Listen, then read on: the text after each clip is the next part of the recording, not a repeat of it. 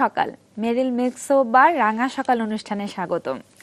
আজ ৮ শ্রাবণ ১৪২৩ বাংলা, ২৩ জুলাই ২০১৬ শনিবার। ২ ঘন্টার সময়ের পুরোটা জুড়েই আছি তাসনুভা আপনাদের সাথে নতুন অতিথিকে সাথে নিয়ে। দর্শক, আমাদের অতিথির মুখেই শুনবো তার দিন বদলের গল্প। রাঙা সকাল অনুষ্ঠানে আমরা চেষ্টা করি এমন কিছু মানুষের গল্প বলার, যারা সাধারণের মধ্যে মিশে থেকেও অদম্য প্রচেষ্টা এবং ইচ্ছা দিয়ে তৈরি করে নিয়েছেন একটি জায়গা এবং হয়েছেন সার্থক মানুষ। আমরা চাই আমাদের গল্পের মধ্য দিয়ে, আড্ডার মধ্য দিয়ে এমন কিছু উঠে আসুক যা অনুপ্রেরণার গল্প হয়ে থাকুক আপনার আমার প্রত্যেকের মনে। তেমনই অতিথিকে আমরা আজকেও নিয়ে এসেছি, কথা বলবো তার সাথে এবং চাই সমাজে তৈরি হোক এরকম অসংখ্য আরও সফল মানুষ। দর্শক, আমরা চাই আপনি টেলিভিশনের সেটের সামনে বসে রাঙা সকাল না দেখে একদিন এখানেও আমাদের পাশে বসে কোটি দর্শকের সামনে ভাগ করে নেন আপনার স্বপ্ন পূরণের গল্প। থাকছি আমি এবং এই আড্ডাকে আরও প্রাণবন্ত করে তুলতে আমার সাথে আছেন কিবরিয়াও থাকছি। শুভ সকাল, রাঙা সকাল পুরো টিমের পক্ষ থেকে রাঙা সকাল সফল মানুষের জীবনের গল্প। আজকে প্রথম ঘন্টায় যিনি আমাদের সঙ্গে রয়েছেন তিনি একজন উদ্যোক্তা কাজী সাজেদুর রহমান। চলুন প্রথমে তাকে আমরা শুভ সকাল জানাই। শুভ সকাল। শুভ সকাল। শুভ সকাল। সকালবেলা সাধারণত কি এত সকালে ঘুম থেকে ওঠা হয়? ওঠা হয় ফজরের নামাজ পড়ার কারণে। আপনার জন্ম তো খুলনা শহরে, এখন কি খুলনাতেই থাকছেন নাকি? না, আমি এখন ঢাকাতে থাকি। খুলনাতে কোন সময় পর্যন্ত ছিলেন? খুলনাতে আমি এইচএসসি পর্যন্ত ছিলাম। এইচএসসি মানে ইন্টারমিডিয়েট পর্যন্ত ছিলাম। তাহলে মানে খুলনাতে তো জীবনের একটা লম্বা সময় কেটেছে। একটু খুলনার গল্প আমরা শুনি, কেমন ছিল এইচএসসি পর্যন্ত সবকিছু মিলিয়ে শৈশব থেকে? খুবই আসলে ভালো সময় ছিল, আনন্দ সময় ছিল। স্কুল লাইফ থেকে আমি অনেক এনজয় করছি আমার সময়টা আর কি। বন্ধু বান্ধবের সাথে বেশি সময় আমার থাকতো, আর একটু দুষ্টুমি প্রকৃতির ছিলাম খুব বেশি আর কি। সেইগুলো এখনো অনেক বেশি বেশি মনে পড়ে আর কি ওই সময়ের কথাগুলো। কি ধরনের দুষ্টুমি করেছেন ছোটবেলায়? দুষ্টুমি তো শেষ নাই, অনেক ধরনের দুষ্টুমি করছি। তার মধ্যে একটা উল্লেখযোগ্য ছিল, যেমন আমি স্কুল পালাইতে হবে আমার এভরিডে, এটা একটা আমার নিয়ম ছিল আর কি। খুলনা জেলা স্কুলে পড়তাম, এর জন্য প্রচুর টিচারদের কাছে আমি মায়েরও খাইতাম। তো এটা একটা কমন দুষ্টুমি ছিল। আর খেলাধুলায় একটু ভালো ছিলাম আর কি, খেলাধুলার প্রতি আগ্রহটা বেশি ছিল। তো সেই ক্ষেত্রে চেষ্টা করতাম যে কীভাবে মাঠে চলে যাওয়া যায় আর কি।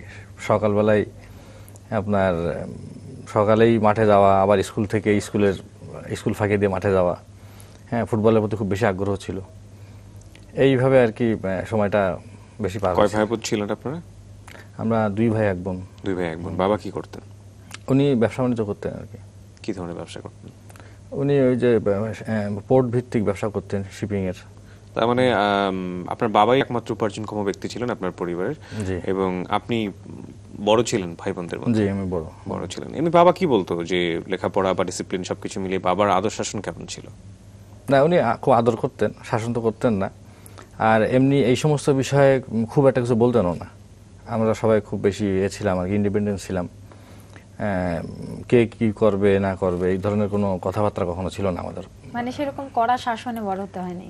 না, কখনোই না। আর মানে আসলে কোনো উদ্দেশ্য করে মানে বড় করা এই ধরনের কোনো ইস্যু ছিল না আমাদের। তো আপনি তো অনেক খেলাধুলা করতেন, স্কুল পালিয়ে খেলাধুলা করতেন, প্রচুর দুরন্তপনা করেছেন। কি ধরনের খেলাধুলা যে করতেন, তার ছোটবেলার এরকম মজার মজার স্মৃতি আপনার আছে আমরা যতটুকু জানি। এরকম একটা স্মৃতি যদি আমাদের সাথে শেয়ার করতে চান। খেলাধুলার স্মৃতির মধ্যে আমি ফুটবলে একটা স্মৃতি আমার আছে, আর ব্যাডমিন্টনেও একটা খুব ভালো স্মৃতি আছে। একটা ফুটবলের স্মৃতিটা হলো আমি তখন খুব ভালো প্লেয়ার আর কি, মানে খুলনাতে আমার বেশ নাম আছে।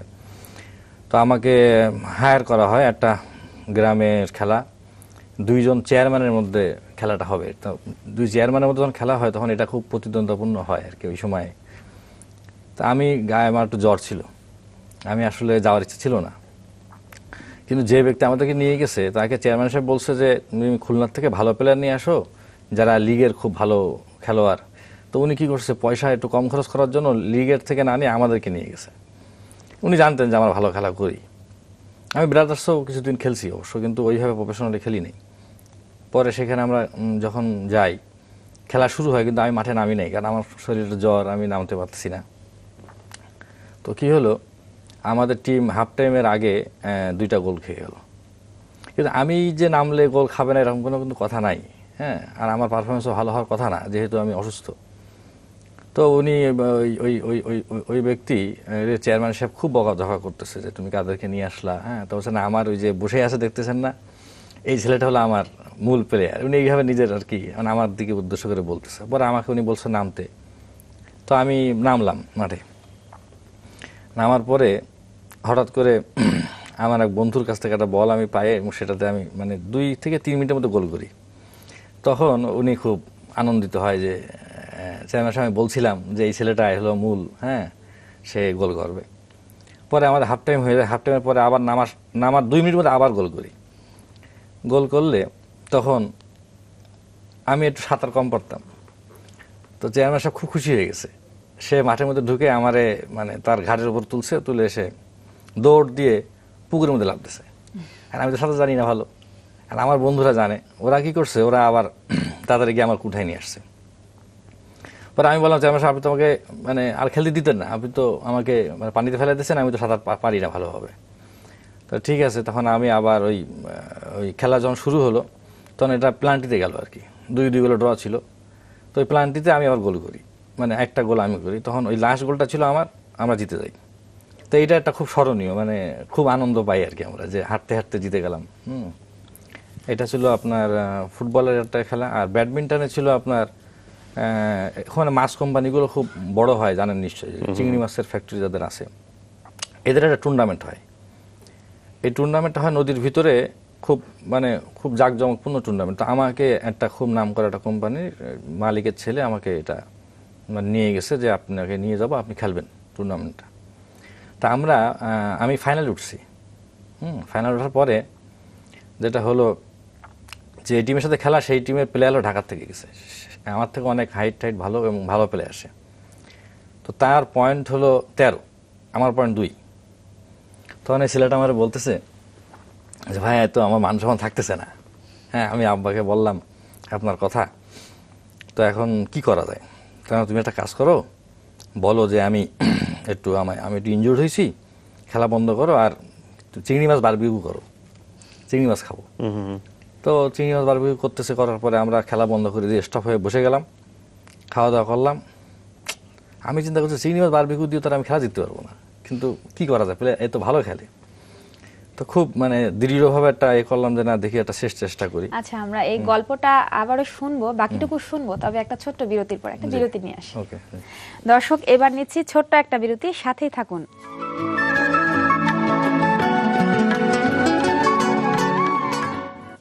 দর্শক, ফিরে এলাম রাঙা সকাল অনুষ্ঠানের প্রথম ঘন্টায়। আমাদের সাথে আছেন উদ্যোক্তা কাজী সাজেদুর রহমান।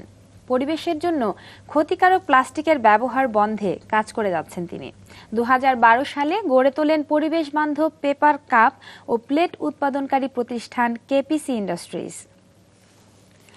মাত্র 3টি মেশিন দিয়ে শুরু করে বর্তমানে তার রয়েছে 7টি মেশিন।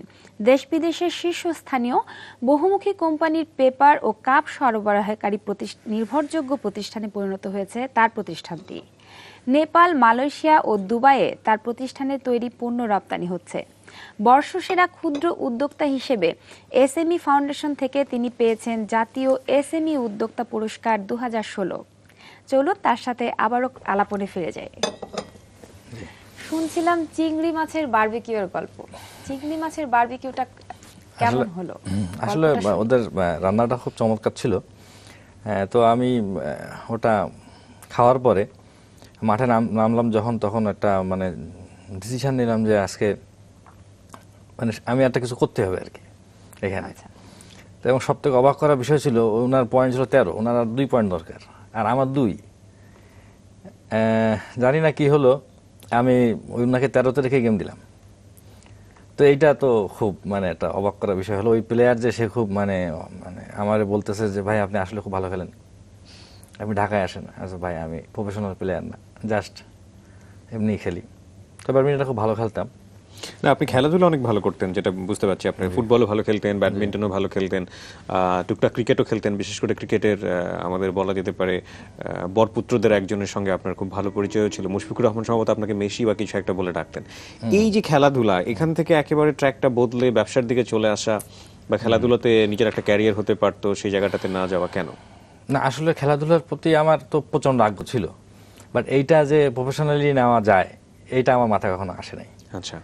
তো আমি এমনি স্কুল লাইফ থেকেই সবসময় চিন্তা করতাম যে বিজনেসের দিকে আমাকে একটু ঝুঁকতে হবে, এবং আমি করতাম টুকটাক যখন যেখানে সুযোগ পাইতাম। হ্যাঁ, এগুলো আমি করার চেষ্টা করতাম।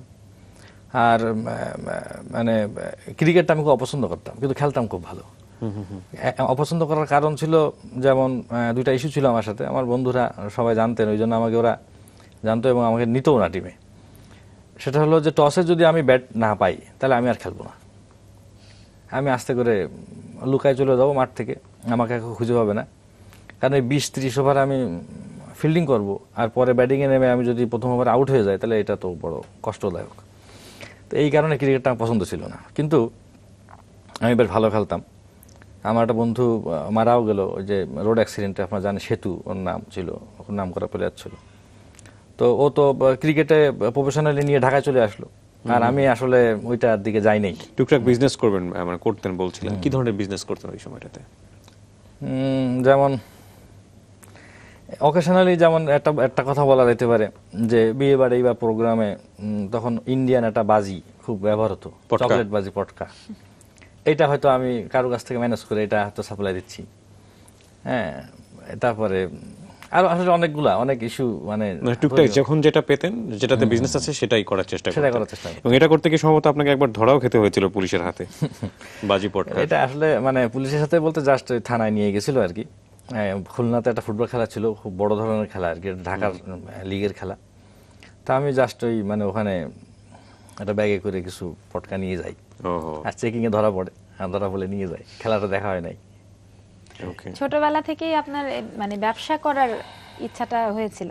তো ছোটবেলা থেকে মানুষ তো অনেক কিছু হতে চায়, ডাক্তার হতে চায়, ইঞ্জিনিয়ার হতে চায়, অনেক ধরনের প্রফেশনে যেতে চায়, বিশেষ করে চাকরি জীবনে যাওয়ার দিকটা বেশি থাকে। তো আপনি ব্যবসা করবেন এরকম ধারণা কেন আসলো?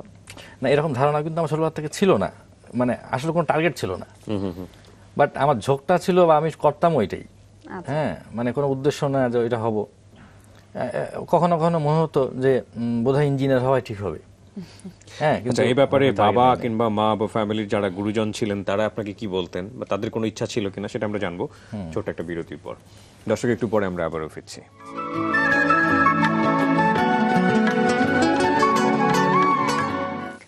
দর্শক, বিরতির পর আবারও ফিরে এলাম মেরিল মিল্ক সোপ বার রাঙা সকাল অনুষ্ঠানে। কথা বলছিলাম উদ্যোক্তা কাজী সাজিদুর রহমানের কাছে। চলুন ফিরে যাই অতিথি আলাপনে। আপনি বিরতির সময় বলছিলেন যে বাংলাদেশ ক্রিকেট টিমের সাথে আপনার যুক্ত হওয়ার একটা মজার গল্প আছে। আপনাকে কেন মুশফিকুর রহিম মেসি নামে ডাকে সেটা একটা মজার গল্প, সেটা একটু শুনি। এটা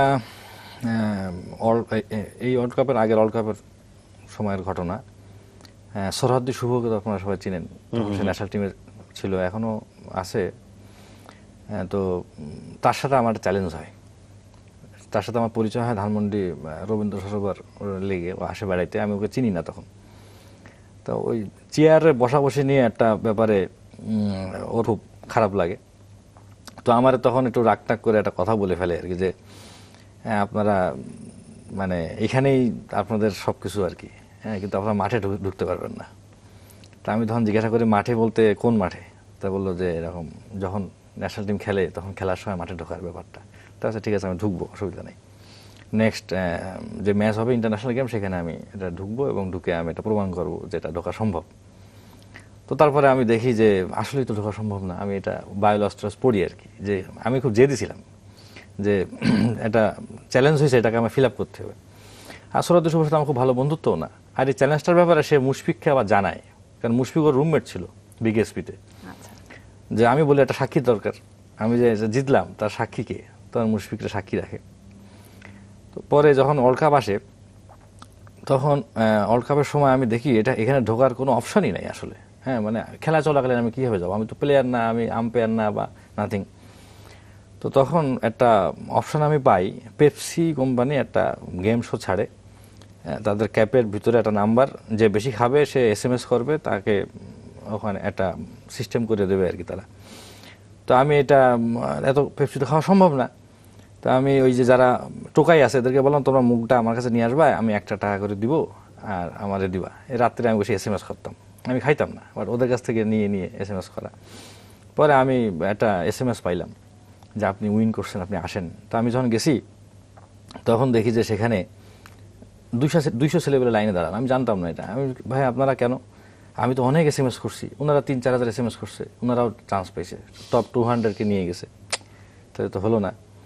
পরে ভিতরে ঢোকার পরে দেখি এখানে একটা গেম হবে, একটা সিঙ্গেল স্টাম্প দেওয়া, তো আর একটা ঝুড়ির মধ্যে বল রাখা, 10 সেকেন্ড টাইম, কে কত বেশি বল লাগাইতে পারে।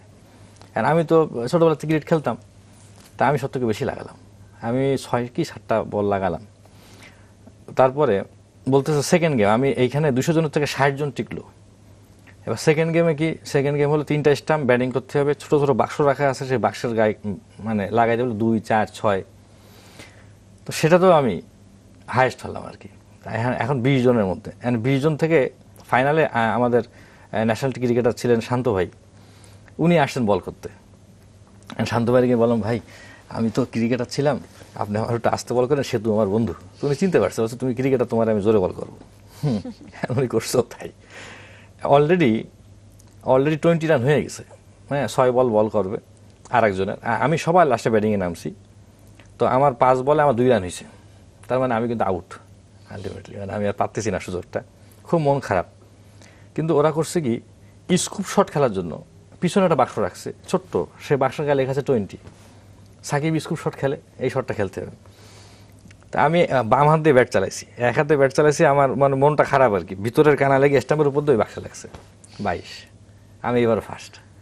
তখন আমাকে ওরা বলতেছে আপনাকে আমরা মুম্বাই নিয়ে যাবো, কারণ মুম্বাই নিয়ে গেলে তো আমার ওখানে ফাইনাল হবে, আমার তো ওখানে লাভ নেই, কারণ বাংলাদেশ টিম ফাইনাল যাবে না, আমি বুঝতেই পারতেছি। তাই বললাম ভাই আমি তো মুম্বাই যাবো না। কেন বলে আমার এই কাহিনী, আমাকে এই বাংলাদেশের খেলার সময় যাইতে হবে। তখন ওরা আমাকে বললো ঠিক আছে, ওদের খরচ অনেক কিছু হয়ে গেল, হ্যাঁ মিনিমাইজ হয়ে গেল, আমাকে 3টা ম্যাচ ওরা সুযোগ দিল। আমি সরাজকে বললাম যে আমি কিন্তু আসতেছি, কিন্তু সে আমার তো বিশ্বাস করে নাই। আর তখন আমার সাথে ভালো বন্ধুত্বও না, জাস্ট মোবাইল নাম্বারটা আমার নেওয়া। পরে মাঠে যাওয়ার দিন আমি শুভকে ফোন দিছি যে ভাই আমি তো মাঠে ঢুকতেছি, তা আপনি কি টিমে আছেন কিনা। ওইটা রাগ হয়ে গেছে, কারণ ওই দিন টিমে নাই, এটা শুনে আরও বেশি রাগ হয়ে গেছে। রাগ হয়ে ফোন কেটেছে, আমার ডিস্টার্ব করবেন না। পরে আমাকে মাঠের গানায় নিয়ে গেল, নিয়ে যাওয়ার পরে আমাকে অনেক রুলস শেখানো হলো যে আপনি মাঠে যাবেন, আর আমার দায়িত্ব হলো আমি ওই পানি যে গাড়িটা যায় এই গাড়িটা নিয়ে আমি যাবো মাঠের ভিতরে, কিন্তু আমি তো মাঠে ঢুকতেছি আলটিমেটলি। তো ওই দিন না ড্রিঙ্কস বের হচ্ছে না, মনে আছে কিনা আপনাদের আয়ারল্যান্ডের সাথে খেলা চলতেছিল বাংলাদেশে, ড্রিঙ্কস বের দেরিতে হচ্ছিল, উইকেট পড়তেছিল না, আশরাফুল বোলিংয়ে আসলো, সেকেন্ড বলে সে উইকেট পাইলো, আমি ঢুকলাম। আর আমাকে বলতেছে যে বিদেশি টিমের কাছে যাইতে, কিন্তু আমি বাংলাদেশি টিমের কাছে গেছি। গিয়ে দেখি যে আমার ভাগ্য এত ভালো, সরদ্দি শুভ কি করছে, আত্মকে আমাকে চিনে না, ওই পানির কেস নিয়ে সে টুয়েলভ ম্যান হিসেবে সে ঢুকছে মাঠে। তার আমি ওর ডাকছি, ওর প্রথম ডাক শোনে না, দ্বিতীয় ডাকে শুনছে, শোনার পর আমাকে দেখে ও হতবাক হয়ে গেছে যে সত্যি তো উনি আসছে। তখন মুশফিকে ডেকে নিয়ে আসছে যে এই হলো সেই ব্যক্তি। তখন মুশফিক বলে আপনার সাথে আমার পরবর্তীতে কথা হবে। পরে ওরা তো ন্যাশনাল টিম তো কক্সবাজার গেল বেড়াইতে, শামসুর রহমান এবং আপনার শাহাদাত ইনজুর্ড হলো ওই ট্যুরে, তো ওই ট্যুরে আমি ওদের সাথে গেলাম, ওই টিমের সাথে কক্সবাজার 7 দিন থাকলাম সিগালে, সবার সাথে ভালো সম্পর্ক হয়ে গেল। ওই সময় ফুটবল খেলছি আমরা বিচে, তো ওরা দেখে যে আমি খুব ভালো ফুটবল খেলি, এই তখন আমার নাম দিল, আপনার নাম হলো মেসি ভাই। চমৎকার, ইটস ভেরি ইন্টারেস্টিং। এত ইন্টারেস্টিং ঘটনা পুরো জীবন জুড়েই, কিন্তু আসল যে ইন্টারেস্টিং ঘটনা সেটা হচ্ছে এই যে আপনার বিজনেস করা বা এরকম একটা পরিকল্পনা নিয়ে সামনের দিকে এগিয়ে যাওয়া, সেই জায়গাটাই আমরা যেতে পারছি না, সেখানে একটু যাই। কবে নাগাদ বিজনেস করার এরকম একটা চিন্তা ভাবনা তৈরি হলো এবং কিভাবে শুরু করলেন? কেপিসি, জি, আসলে আমি বা এর আগে অন্য কোনো কিছু করেছেন কিনা? হ্যাঁ, এর আগে তো একটা ব্যবসা ছিল আমার, ইডেন্টিং ব্যবসা ছিল পাওয়ার সেক্টরে, কিন্তু সেটাও খুব মজার ব্যবসা ছিল। কিন্তু আমি আসলে একটা সবসময় মনের মধ্যে যখন ব্যবসায় ঢুকেই গেলাম, আমি ইচ্ছা ছিল যে আমি ম্যানুফ্যাকচারিং এর দিকে যাব। তো সবাই গার্মেন্টসের কথা বলতো, কিন্তু আমার ইচ্ছা করতো না গার্মেন্টসে যাইতে, যে এটা সবাই করে, এমন একটা কিছু করি যেটা দেশের খুব বেশি উপকারে আসে। আচ্ছা। তো আমি হঠাৎ করে আমার মাকে নিয়ে 2010 সালে এমনি আমরা হজে গেলাম আর কি, আম্মাকে নিয়ে আমি হজে গেলাম। হজে যাওয়ার পরে সেখানে আমি একদিন রোজা আসি। তো ইফতারির সময় মদিনা শরীফে আপনাদের জানা আছে কিনা, ওখানে ইফতারি মানে খাওয়ানো হয় প্রথম কাতার বা দ্বিতীয় কাতারে বসলে। তা আমি এটা কি করলাম, আগের থেকে গিয়ে ইফতারিটা খাওয়ার জন্য প্রথম কাতারে জায়গা নিয়ে বসে পড়লাম। একজন আরাবিয়ান শেখ উনি আসলেন, এসে আমাকে জিজ্ঞাসা করলেন যে আপনি রোজা আছেন কিনা। তো আমি বললাম জি আছি। আমাকে 2টা পেপার কাপে করে 2টা কাপে করে উনি আমাকে ইফতারি দিলেন। একটার মধ্যে কফি, ওদের দেশে গাওয়া বলে, আর একটা হলো খেজুর। তা আমি গাওয়াটা খাইলাম, একটু খাইতে একটু কষ্ট হয়, হ্যাঁ, আর খেজুরটাও আমি খাইলাম কিন্তু পুরো শেষ করতে পারলাম না। ঠিক আছে, বুঝতে পারছি এখানে ইন্টারেস্টিং কিছু একটা আছে। আমরা এখান থেকেই ফিরি, একটু মাছরাঙ্গা সংবাদটা জেনে আসি। দর্শক, মাছরাঙ্গা সংবাদ জানার জন্য আমরা যাচ্ছি এই মুহূর্তে নিউজ স্টুডিওতে খালেদার কাছে। শুভ সকাল। শুভ সকাল। চলুন দেখে নিই আজকার জন্মদিন।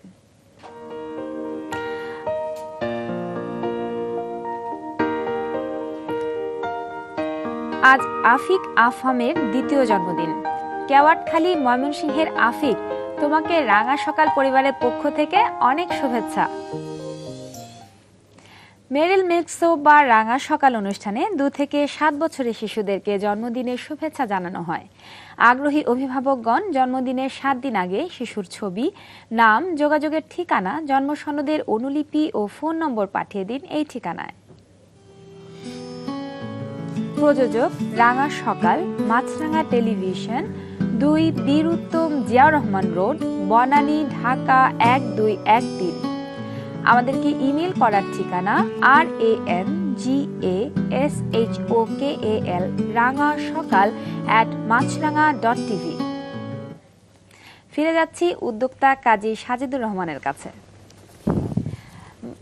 সৌদি আরবে আপনি হজ করতে গিয়েছিলেন মাকে নিয়ে, এবং সেখান থেকেই সম্ভবত এই ব্যবসার পরিকল্পনাটা মাথায় আসে। এই গল্পটাই শুনছিলাম, ইফতারের সময়কার ঘটনায় ছিলাম, আবার ফিরে যাই সেই ঘটনায়। আমি তো সম্পূর্ণ খেজুর শেষ করতে পারলাম না, নামাজ দাঁড়ায় গেল, নামাজ পড়লাম এবং খেজুর কথা ভুলেও গেলাম। এটা আমি পাঞ্জাবের পকেটে রাখছি আর কি, কাপটা পাঞ্জাবের পকেটে রাখছি। পরে আমি যখন রুমে আসছি তখন হঠাৎ করে আমার একটু ক্ষুধা লাগছে আর কি, মনে পড়ছে যে আমার পকেটে তো খেজুর আছে, আর খেজুর আমার খুব প্রিয় খাবারও। তো তারপরে আমি ওইটা বাহির করে আবার দেখি যে কাপটা অ্যাজ ইউজুয়াল ঠিকই আছে, কোনো সমস্যা নাই, হ্যাঁ, এবং আমার কাপড়ের কোনো ক্ষতি করে নাই। আর এমনি তো এটা দিয়ে চা খাচ্ছি, ওখানে চা বিক্রি হয় ওই কাপের ভিতরে করেই, কিন্তু তখন মাথায় আসে না। কিন্তু ওই খেজুরটা আমাকে মানে যখন খাইতে গেছি রাত্রে, তখন ওই রাত্রে তো আসলে মানুষের ব্রেনটা একটু খোলে আর কি, তখন আমি মনে করতেছি জিনিসটা তো আসলে খুব চমৎকার। এই মাথা আমার আইডিয়াটা আসলো। তো এটা নিয়ে আমি তখন মানে হজর থেকে ফিরে এসে খুব মানে চিন্তাভাবনা শুরু করলাম। তো চিন্তাভাবনা করতে গিয়ে দেখি যে এটা 100% পরিবেশ বান্ধব পণ্য, এবং আবার 100% এটা ফুড গ্রেড প্রোডাক্ট, হাইজেনিক। এটা খুবই সুন্দর। আমার এটা তখন চয়েস হয়ে গেল। এরপর আমি মালয়েশিয়া চলে গেলাম একটা সময়, গিয়ে আমি সেখানে একটা কোম্পানিতে বেশ ভালো একটা ট্রেনিং নিলাম, বিজনেস সম্বন্ধে বুঝলাম, এর সমস্ত আইডিয়া নিলাম। এই কাগজের কাপের বিষয়টা ডিটেলসটা একদম, হ্যাঁ, জানার পরে আমি বাংলাদেশে এসে এটার মার্কেট অ্যানালিসিস করলাম, করে দেখলাম যে মার্কেটটা রিচ না খুব একটা, কিন্তু কষ্ট করলে রিচ করা যাবে। তখন আমি ডিসিশন নিলাম এটা আমি করবো। দেখেন, আমি 2010 সালে হজে গেছি, আমার কোম্পানি হচ্ছে 2012-তে। 2টা বছর কিন্তু আমি এটা পিছনে ওয়ার্ক করতেছি, কিন্তু আমি কিন্তু কোম্পানি শুরু করি নাই, জাস্ট ব্যাকগ্রাউন্ড স্ট্রং করে নিলাম, নিয়ে তারপরে আমি আমার ফ্যাক্টরি স্টার্ট করি। তখন বাংলাদেশে ছিল না এগুলা? জি ছিল, বাট ওনারা আসলে ওই ধরনের কোয়ালিটি ব্যাপারে বা মানে এটা তো আসলে ইন্টারন্যাশনাল স্ট্যান্ডার্ড একটা প্রোডাক্ট, ওকে, সেই লেভেলটা আনতে পারেন নাই আর কি, যার জন্য ম্যাক্সিমাম প্রোডাক্ট তখন ইম্পোর্ট হতো। তা আমদানি বিকল্প হিসাবে আমি মার্কেটে সব মাল্টিন্যাশনাল কোম্পানি আমার ক্লায়েন্ট হয়ে গেল। এখন 170টার মতন ক্লায়েন্ট। শুরু করলেন কিভাবে? প্রথম মানে ক্লায়েন্ট ঠিক বলুন, আপনার তো মেশিনটা বসাতে হবে, প্রোডাক্ট লাগবে, র ম্যাটেরিয়াল লাগবে। এগুলো তো আসলে অনেক ইতিহাস। হ্যাঁ, আমি আমার পুঁজিও তো খুব কম ছিল। তো আমি যেটা করলাম, অনেকগুলো প্ল্যানিং এর মাধ্যমে বুদ্ধি টুদ্ধি খাটাভাবে মানে কম খরচে কাজটা শুরু করা যায় সেটাই করলাম। যেমন তেজগাঁ শিল্পাঞ্চলে ভাড়া তো অনেক বেশি। তো আমি যখন আমি এলসি করলাম মেশিনের, তখন আমার কোনো ফ্লোর নাই, আমার মেশিন এলসি হয়ে গেছে। কত টাকা পুঁজি দিয়ে শুরু করেছিলেন ব্যবসা? আমার টোটাল আমার কাছে ছিল 30 লাখ টাকার মতো, 30-32 লাখ টাকার মতন ছিল। আর ব্যাংকের থেকে আমি নিলাম, ইসলামী ব্যাংকের থেকে একটা লোন নিলাম, সেটা 40 লাখের মতন। আচ্ছা। তো এটা দিয়ে আমার শুরু করা আর কি। আসলে এই ব্যবসাটা একটু মানে একটু এই প্রোডাক্টটা দামি প্রোডাক্ট হওয়াতে এটা ক্যাপিটাল বেশি লাগে, ওই ক্যাপিটালটা এনাফ ছিল না, বাট আমি ওইটাকে যাই হোক মানে ম্যানেজ করে নিলাম আর কি। তো ফ্লোরটাও দেখা যাচ্ছে আমার এপ্রিল মাসে মেশিন আসবে, আমি বাড়িওয়ালারে বললাম যে আমার এপ্রিল মাসের থেকে আমার ভাড়া শুরু হবে, কিন্তু তার আগে থেকে আমাকে ফ্লোরটা দিবেন, আমি কাজ টাজ করবো আর কি।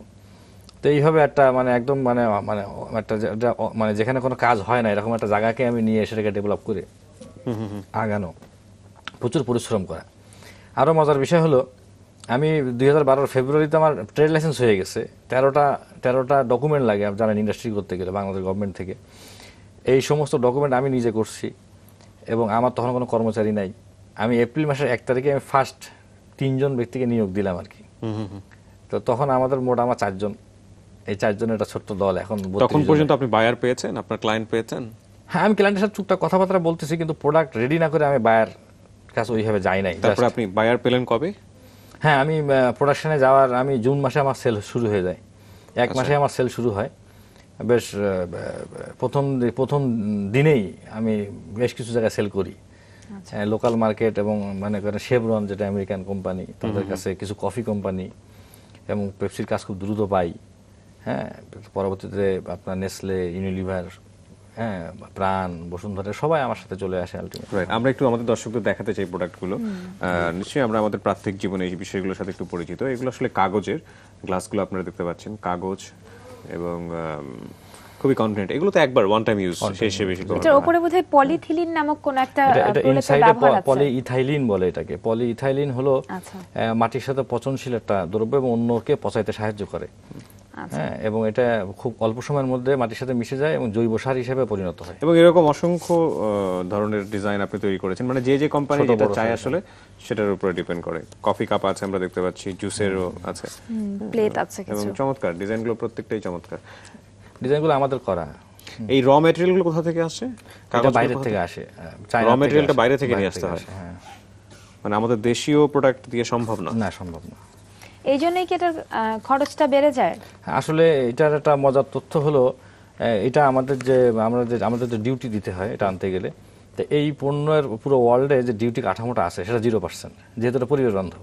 আচ্ছা। আমাদেরকে আসলে টোটাল 25% ডিউটি, ভ্যাট দিয়ে 61% যায়। এই জন্য এটা আমাদের একটু সমস্যা আর কি, এই জন্য একটু কস্টলি হয়ে যাচ্ছে। যেহেতু পরিবেশ বান্ধব পণ্য, এটা আসলে ডিউটি মানে মওকুফ করার একটা। আচ্ছা, আপনার আগেও তো মনে হয় বেশ কয়েকটি প্রতিষ্ঠান এটা শুরু করে, তো আপনি কেমন সাড়া পেলেন? আপনি যখন শুরু করলেন তখন আপনি কেমন সাড়া পেলেন?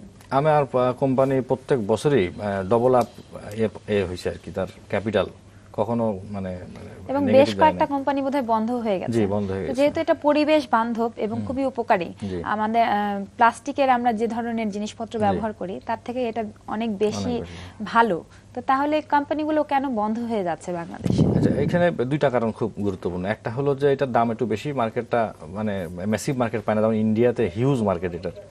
কারণ হলো ওখানে গভর্নমেন্ট এটাকে ডিউটি ফ্রি করছে, আর অনেক সুবিধা দিয়ে দিচ্ছে। আর আমাদের দেশে 2টা সমস্যা হলো, একটা ওই ডিউটি কাঠামোর সমস্যা, আর একটা হলো যারা এটা করছে তারা টেকনিক্যালি এতটা সলভেন্ট ছিল না।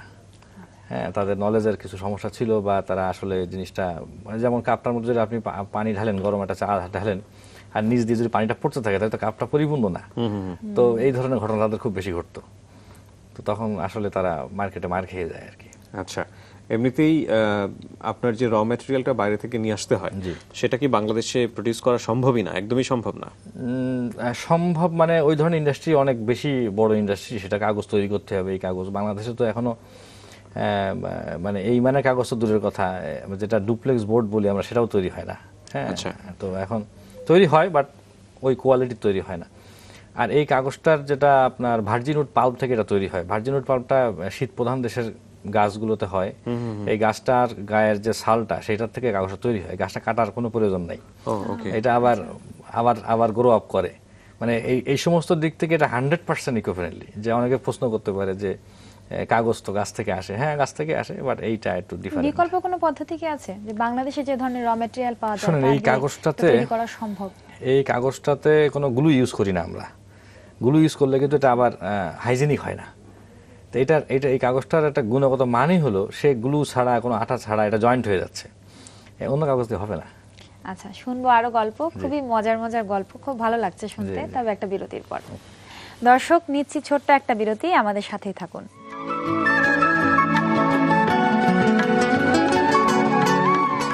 আরও একবার আমন্ত্রণ, আপনারা সবাই দেখছেন মেরিল মিল্ক সোপ বার রাঙা সকাল। কিবরিয়া এবং তাসনুফ আপনাদের সঙ্গে রয়েছে, আর আমাদের সঙ্গে আছেন কাজী শাহিদুর রহমান, যিনি একজন উদ্যোক্তা। তার কাছে আমরা আবারও ফিরছি।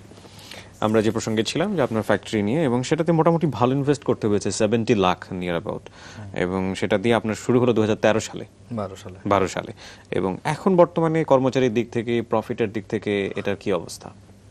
এখন তো আমাদের এখানে 30 জনের উপরে কর্মচারী কাজ করতেছে। আর এটা এখন আপনার ক্ষুদ্র শিল্পের থেকে মধ্যম শিল্পে যাওয়ার একটা পর্যায়ে আছে আর কি এই মুহূর্তে। এবং আশা করতেছি খুব এটা আসলে পিপল অ্যাওয়ারনেসটা বাড়লে এটা অনেক বড় একটা শিল্প হয়ে থ্রেট যাবে। ফ্যাক্টরগুলো যদি আমরা একটু জানি, যেমন আপনি যে মেশিনটা বাইরে থেকে নিয়ে আসলেন, কোনো কারণে যদি মেশিনটা নষ্ট হয়ে যায়, তাহলে আপনি সেটা সারানোর মতো যথেষ্ট লোকবল দেশে পান কিনা, সেক্ষেত্রে আপনার বিজনেস এই প্রবলেমগুলোকে কিভাবে কাটিয়ে ওঠে। থাকে না টেকনিক্যাল বিষয়, তো অনেক সময় ছোটখাটো প্রবলেম হতেই পারে, প্রোডাকশন বন্ধ হয়ে যায় না, কি ধরনের প্রবলেম হতে পারে? বিশেষ করে আপনাকে দেখে বা আপনাকে শুনে আজকে তো অনেকে ইন্সপায়ার হবেন হয়তো, সেই জন্যই জানতে চাচ্ছি। হ্যাঁ, এটা খুব ভালো একটা কথা বলছেন। এখানে আমি যেটা করছি, আমার ফ্যাক্টরি ইন হাউসে এই ধরনের লোক তারা অবস্থান করতেছে আর কি, আমাকে বাইরে যাওয়া লাগে না, তারা এটা ঠিক করে ফেলে, সমস্যা হয় না। মানে খুব একটা, এখনো 5 বছর 4 বছর তো আমার হলো, এখনো পর্যন্ত কোনো প্রবলেম হয় নাই। একটা মেশিন দিয়েই চলছে? না, একটা মেশিন না তো, 7টা মেশিন, টোটাল 7টা মেশিন। তার মানে একটাতে প্রবলেম হলে আরেকটাতেই কোপ আপ করা সম্ভব। ওকে। আর এমনি আমরা নিজেরাই সলভ করতে পারি বিষয়টা। আমি যার জন্য তো এই যে লম্বা সময় এটা টাইম নিলাম। ওকে, দেশের বাইরে গিয়ে শিখলেন জিনিসটা কি হতে পারে। আচ্ছা, আপনার কেন মনে হচ্ছে যে এই প্রোডাক্টটা পরিবেশ বান্ধব, প্রোডাক্টটা স্বাস্থ্যসম্মত, এটা কেন মনে হচ্ছে? কিভাবে ব্যাখ্যা করবেন এই বিষয়টাকে? হ্যাঁ, এটা মানে এটা অলরেডি রিকগনাইজ একটা প্রোডাক্ট, যে এটা পরিবেশ বান্ধব এবং স্বাস্থ্যসম্মত, এবং তার ব্যাখ্যা তো আমাদের টেস্ট রিপোর্টগুলো তো সব আছেই। এছাড়াও আপনি যদি জানতে চান, সেটা হলো যে এটা আপনি যখন তৈরি হয় ম্যানুফ্যাকচারিং, আমাদের প্ল্যান্টটা এটা সম্পূর্ণ হাইজেনিকভাবে তৈরি হয়। যেমন হ্যাসাব বলে একটা কথা আছে, hazard analysis critical control point, আর আসলে আপনার কিউএমএস বলে, কোয়ালিটি ম্যানেজমেন্ট সিস্টেম, এইগুলো আমরা আমাদের ফ্যাক্টরিতে ইমপ্লিমেন্ট করি। তো যার জন্য এটা তৈরি হওয়ার সময় খুব হাইজেনিক হয়ে থাকে। আপনি এটা যখন ইউজ করতেছেন তখন কিন্তু আপনি এটা ওয়াশ করতেছেন না, ডাইরেক্ট খাচ্ছেন। তো এটা একদম মানে ওইভাবেই কনফার্ম করা যে না, এটা ওয়াশ করার কোনো প্রয়োজন নাই, আবার সেকেন্ড টাইম ইউজ করতেছেন না। তাহলে হাইজেনিক ইস্যু তো এখানে হলো। আর এই কাগজটা 100% ফুড গ্রেড, সুতরাং এখান থেকে আপনার ভিতরে যে কোনো ধরনের মানে কোনো কেমিক্যাল আসবে এটা সুযোগ নেই। আর পরিবেশের কথা যদি বলেন, তাহলে এটা তো মাটির সাথে মিশে যাচ্ছে। কিন্তু আমরা তো রং ইউজ করছি, উপরে এক ধরনের পলিমার ইউজ করছি। হ্যাঁ, রংটা যে ইউজ করছি বাইরের সাইডে, আমরা ফুডের সাথে যাচ্ছে না, আর রংটা ফুড গ্রেড করা। আমরা যে কালারটা ইউজ করি এটা ফুড গ্রেড কালার। এই প্রোডাক্টটা যখন ফেলে দেওয়া হয়, মানে আমরা যখন একবার ইউজ করে ওয়েস্ট হয়ে যাচ্ছে এটা, তখন এটাকে কি করা হয়, কোথায় যায় এটা? এটা মাটির সাথে মিশে যায় না, কিন্তু যে কোম্পানিগুলো নিচ্ছে তারা কি আপনাদের কাছে আবার রিটার্ন করে, রিসাইকেল হয় এটা, নাকি এটা জাস্ট ফেলে দেয়? রিসাইকেলের ইস্যু নাই তো, এটা তো আপনার ইউজ করার পরে এটা সাথে সাথে এটা পচা শুরু হবে। আচ্ছা, হ্যাঁ, স্টার্ট। কতদিন লাগে এটাকে মাটির সাথে মিশে যেতে? এটা 21 ডেজের মতন লাগে, নিম্নে 21 ডেজ লাগে আর কি। 21 দিন লাগে প্রসেস করে এটা মাটির সাথে অটোমেটিক্যালি মিশে যেতে। ওকে। আচ্ছা, যেটা হয় যে দেশে কোনো একটা প্রোডাক্টের বিজনেস শুরু হলো, সেটা মানে বাজারজাতকরণে দেশীয় যে বাজারটা বিরাজ করে, তারপরে আস্তে আস্তে দেখা যায় যে সেটা ভালো হলে পরবর্তীতে সেটা আমরা আন্তর্জাতিকভাবে সেই প্রোডাক্টের বাজারটা বড় হতে দেখি। কিন্তু এক্ষেত্রে বিষয়টা পুরোটাই উল্টো, যে আন্তর্জাতিক বাজারে সেটা অনেক বহুল প্রচলিত, কিন্তু বাংলাদেশে বাজারটা কম। আপনার কি মনে হয় যে কি করলে বা কি ধরনের উদ্যোগ গ্রহণ করলে এই বাজারটা বাংলাদেশে আরো মানে ব্যাপ্তিটা আরো বাড়ানো সম্ভব? দেখেন, আমাদের পার্শ্ববর্তী দেশ ভারত, সেখানে একসময় মাটির কাপে মানুষ চা খেত, সেটাও ইস্যুটা ছিল পরিবেশ বান্ধব পণ্যের ব্যবহার। এখন কিন্তু সেখানে পেপার কাপ, যেখানেই যাবেন পেপার কাপ। আর আমরা জাস্ট শুধু অ্যাওয়ারনেসটা নাই, হ্যাঁ, আর কিছুই না। আর একটু এটার প্রাইসটা একটু বেশি। কত পরে আমরা যে কাপগুলো দেখালাম, কাপটা মনে করেন একটা চায়ের কাপ 1 টাকার উপরে পড়ে যায়, যেটা আপনার ডিউটি কাঠামোটা সুবিধা মতন আসলে তখন 50-60 পয়সাটা দাম চলে আসবে, তখন মানুষের জন্য এটা কি হবে? না, কিন্তু আপনাদের থ্রেড ফ্যাক্টরের জায়গাটা আরেকটা বিষয় যুক্ত হবে কিনা, যেমন আমরা কিন্তু এখন আপনি যেটা বললেন যে মাটির কাপের জায়গায় সিরামিক কিংবা সিরামিকের জায়গায় কাচের গ্লাস, বিশেষ করে আমি একদম প্রান্তিক পর্যায়ে রয়েছে চা যারা খান সেই সব দোকানদারের কথা বলছি, সেখানে কিন্তু এক ধরনের প্লাস্টিকের এখন একটা কাপ দেখতে পাচ্ছি, হ্যাঁ, এবং সেটাও কিন্তু ওয়ান টাইম প্রোডাক্ট, রাইট? তো ওটা কিন্তু বহুল প্রচলিত, জি। তো সেক্ষেত্রে আপনাদের জন্য এটা থ্রেড ফ্যাক্টর হয়ে যায় কিনা? এটা আমাদের সরাসরি মানে এটা আমাদের সাবস্টিটিউট প্রোডাক্ট, তো substitute product is a threat. তো এখন এটা সুবিধাটা হলো যে এদের দামটা কম আমাদের থেকে, হ্যাঁ, যে কোনো দোকানেই পাওয়া যায়, হ্যাঁ, দামটা কম, ওই কাপটার দাম কম, কিন্তু সমস্যা তো অনেক। এটা তো আপনারা জানেন যে প্লাস্টিকের মধ্যে গরম কিছু দিলে এটা যদি আপনি খান তাহলে ক্যান্সারের সাথে রিলেটেড, এটা পরিবেশের সাথে যায় না। মানুষ জেনে শুনে তো খাচ্ছে। এইটা এই অ্যাওয়ারনেসটা গভর্নমেন্ট হয়তো একটা ইনিশিয়েটিভ নিতে পারে, যে অ্যাওয়ারনেসটা ক্রিয়েট করতে পারে তারা মানুষের মধ্যে। হ্যাঁ, যেমন পলিথিন বন্ধ করার জন্য আমরা পাটের বস্তার জন্য গভর্নমেন্ট ইনিশিয়েটিভ নিল, প্লাস্টিকের বস্তা বন্ধ করলো, সেম এটাও করা যেতে পারে। এটা অ্যাওয়ারনেস নেওয়ার জায়গাটাও পসিবল কিনা, কারণ আমার ঘরেও তো আমি প্রচুর প্লাস্টিক ব্যবহার করছি, বাটি থেকে শুরু করে জগ থেকে শুরু করে। এখন আপনি একটা প্লাস্টিকের এগেইনস্টে বলতে পারবেন না, বললে সমস্ত প্লাস্টিকের এগেইনস্টে বলতে হবে। না, আমি কিন্তু ওই প্লাস্টিকের জিনিসটা বলতেছি না, কারণটা হলো ওইটা কিন্তু আপনার রিসাইকেল প্লাস্টিক, যেটা আপনি অন টাইম ইউজ করতেছেন, এইটা একটু ক্ষতিকর আপনার জন্য, মানে বেশি ক্ষতিকর। আপনি দেখবেন রাস্তাঘাটে চলতে গেলে পলিথিন বা প্লাস্টিকের কাপ প্রচুর দেখা যায় পড়ে আছে, কিন্তু আপনি একটা চেয়ার কিন্তু পড়ে থাকতে দেখেন না, বা একটা বালতি পড়ে থাকতে দেখেন না। হ্যাঁ, তো আপনার পরিবেশ কিন্তু ওইটা নষ্ট করতেছে না, নষ্ট করতেছে এইটা। তো আর আপনি ঢাকা শহরে আমার 7 মিলিয়ন 70 লাখ থেকে 80 লাখ পেপার কাপ এখন যায় মাসে। হ্যাঁ, তো হ্যাঁ, একেবারে কমও না, কিন্তু আপনি পেপার কাপ দেখেন না রাস্তায়, ঠিক না? মানে ক্ষতির পরিমাণটা বেশি তুলনামূলক। না, এটার পেছনে কারণ আছে, কারণ আপনি পেপার কাপ যেখানে দিচ্ছেন সেটা তো সুসংবদ্ধ, কারণ আপনার কাছ থেকে একটা প্রতিষ্ঠান নিচ্ছে, তারাও খুব ভালো করে জানে এটা কোথায় ফেলতে হবে, এবং প্রত্যেকটা পেপার কাপে নিশ্চয়ই তাদের ব্র্যান্ডের নাম উল্লেখ থাকে। সো ওটা রাস্তায় পড়ে থাকলে তাদের ব্র্যান্ড ভ্যালু পড়ে যেতে পারে, সে কারণে হয়তো রাস্তায় পড়ে থাকে, নেসক্যাফে কাপ রাস্তায় পড়ে থাকে, কিন্তু আপনি প্রথম দিন 2 দিন দেখবেন, তারপর আর পাবেন না। এটা কিন্তু কোনো বাচ্চা কোনো টোকায় নিয়েও যায় না, জাস্ট এটা ভ্যানিশ হয়ে যায়। ওকে, হ্যাঁ, এটা একটা সুবিধা। আর মানে এটা জাস্ট অ্যাওয়ারনেসটা খুব জরুরি। আচ্ছা, আপনাকে আজকে এই অনুষ্ঠানে দেখে যারা অনুপ্রাণিত হচ্ছে, যারা এই ব্যবসায় আসতে চায়, তাদের জন্য কি বলবেন? হ্যাঁ, তাদের জন্য আমার কথা হলো যে আগে জানতে হবে ব্যবসাটা, মূলটা জানতে হবে। সেইভাবে যদি আমি নিজেকে স্কিল না করতে পারি তাহলে এটা খুব জটিল একটা ব্যবসা। আর ধৈর্যের একটা বড় একটা পরীক্ষা আছে। হ্যাঁ, যে কোনো ব্যবসাতেই ধৈর্য খুবই জরুরি। আমাদের বর্তমানে আমি দেখতেছি যে যারা এন্টারপ্রেনার হইতে চাচ্ছে তারা ধৈর্যশীল না।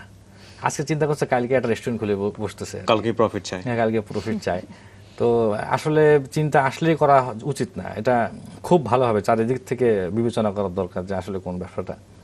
কি কি প্রতিবন্ধকতাগুলো আছে এই ব্যবসার ক্ষেত্রে? সব থেকে বড় প্রতিবন্ধকতা হলো যে আপনি এই ব্যবসা কোনো স্কিল লেবার পাবেন না, একদম টোটালি নাই। তো আপনি মানে শিখিয়ে পড়িয়ে নিতে হবে। হ্যাঁ, এবং শিখিয়ে পড়ে নেওয়াটাও খুব ডিফিকাল্ট। আচ্ছা, এটা নট ভেরি ইজি। করতেও চায় না অনেকে, রাইট? সেটা কেউ জানেই না আসলে, মানে বিষয়টা হলো এটা কিভাবে করতে হয় এটা তাদের নলেজে নাই, স্কিল লেবার নাই, একদমই নাই। তার মানে এই মুহূর্তে আমরা বলতে পারি যে আপনার মার্কেটটা মানে কম্পিটিটিভনেস খুব কম, মানে কম্পিটিটর নাই বললেই চলে। আছে প্লাস্টিক, সেটা তো ডিফারেন্ট অ্যাঙ্গেলে, কিন্তু আপনার প্রোডাক্টের কোয়ালিটি নিয়ে যদি কম্পিট করার মতো আপনারই মতো আর কেউ প্রতিষ্ঠান, বিজনেসের কথাই কিন্তু আপনার যদি থাকে সাবস্টিটিউট প্রোডাক্ট, কিন্তু অবশ্যই আমার কম্পিটিটর। সেটা তো আপনি অবশ্যই আন্তর্জাতিকভাবে তো বাজারজাত করছেন। জি, কিন্তু আমি সরাসরি এখনো করি নাই, খুবই কম। আমার স্যাম্পলগুলো অ্যাপ্রুভাল হয়ে গেছে, কিছু প্রোডাক্টও গেছে, তারা ইউজ করতেছে। এগুলো একজনের মাধ্যমে এক্সপোর্ট হয়েছে আর কি। আমি নেপালে রিসেন্টলি আমি একটা ট্রেড ফেয়ার করছি, সেখানে 80টা কোম্পানি গেছিল বাংলাদেশ থেকে, আমাদের মাতলুব স্যারও ছিলেন। তা ওনারা আমার খুব অ্যাপ্রিসিয়েট করছেন, এবং ওখানে ইন্ডিয়ার প্রোডাক্ট আসে পেপার কাপ, কিন্তু ওরা দেখছে যে আমার যে কোয়ালিটি এটার কাছে, মানে ইন্ডিয়ানটা একদমই মানে অনেক লো কোয়ালিটি আর কি। তো ওখানে একটা আমি ডিস্ট্রিবিউটার নিয়োগ করছি আর কি, সেখানে মাল যাওয়া শুরু হয়েছে। আর দুবাইতেও একটা পার্টি নিচ্ছে, এবং আপনার মালয়েশিয়াতে আমার এক সময় কিছু মাল গেছিল আর কি। আচ্ছা, ভবিষ্যৎ কোনো পরিকল্পনা আছে এই ব্যবসাকে কেন্দ্র করে?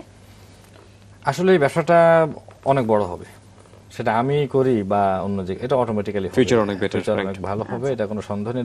This is a very big sector in world market also, এবং বাংলাদেশেও এটা হতে বাধ্য। মানে মানুষ নিজের প্রয়োজনে, সে একটা ফ্যামিলিতে 2জন ব্যক্তি জব করে, তো এর পক্ষে কিন্তু তার কিচেনে থালা বাসন ধোয়াটা খুব ডিফিকাল্ট।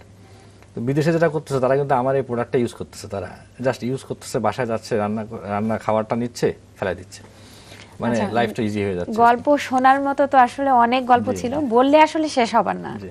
তো সবকিছু তো আমরা বলে শেষ করতে পারবো না, তবুও যতটুকু গল্প করলাম অনেক ভালো লাগলো। আশা করছি আমাদের দর্শকদেরও অনেক ভালো লাগবে। আপনাকে অসংখ্য ধন্যবাদ রাঙা সকাল অনুষ্ঠানে আমাদেরকে সময় দেওয়ার জন্য। জি, মাছরাঙা টেলিভিশনকে অনেক ধন্যবাদ, এবং যারা অনুষ্ঠান দেখছেন তাদেরকে অনেক ধন্যবাদ আমার পক্ষ থেকে। দর্শক, এই ছিল আমাদের প্রথম ঘন্টার আয়োজন। আবহাওয়া বার্তা ও ছোট্ট একটা বিরতির পর আবারও ফিরে আসব দ্বিতীয় ঘন্টায় নতুন একজন অতিথিকে সাথে নিয়ে।